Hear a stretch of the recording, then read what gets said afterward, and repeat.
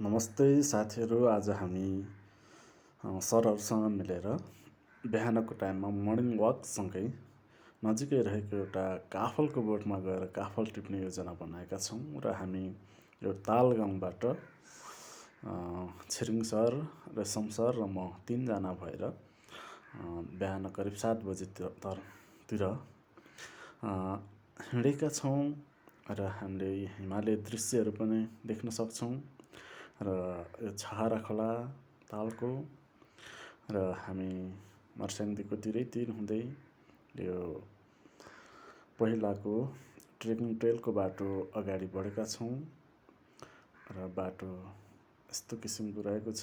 यो झोलुङ्गे पुल रहेको छ सिरान्तालको र सिरान्तालबाट पनि हामी अलि माथि अगाडि बढेका छौँ र त्यो बाटोबाट चाहिँ हामी अगाडि बढ्दै जानेछौँ र बाटो उकालो बाटो आएको छ र यो पहरा यो ओडार भन्छौँ। यो ओडारमा चाहिँ पहिले चाहिँ बाटो हिँड्ने मान्छेहरू चाहिँ बसेर खाना पकाएर खाने गर्दथे र यहाँ थियौँ। एउटा बाख्रा गोठ पनि रहेछ र थुप्रै बाख्राहरू चरिरहेको हामीले देख्न सक्छौँ र हामी यो पुल काटिसके पश्चात केही माथि पुगेपछि एउटा बिसाउने आउँछ जसलाई झाँक्री बिसामा भन्दो रहेछ यहाँ स्थानीयहरूले र त्यहाँ पुगेपछि खाजा खान्छौँ र बाटोमा चुत्रो भेटेकाले हामीले चुत्रो पनि टिपेर खायौँ। चुत्रोको स्वाद पनि हामीले लियौँ।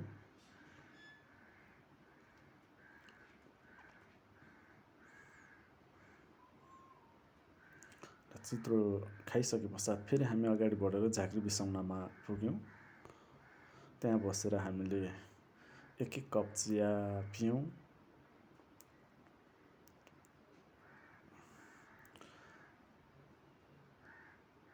र काफलको बोटमा देख्यौँ र हामी सरहरू चाहिँ बोटमा नचढ्ने भन्नुभएको कारणले गर्दाखेरि म चाहिँ सानैदेखि घाँस दाउरा गर्ने भएकाले मलाई बोटमा चढ्न चाहिँ खासै दुःख लागेन र म चाहिँ बोटमा चढेर यसरी काफल टिपेँ र एक प्लास्टिक झोला काफल टिपेर म चाहिँ काफलको बोटबाट चाहिँ ओर्लिरहेको छु, ओर्लिने तर्खरमा छु।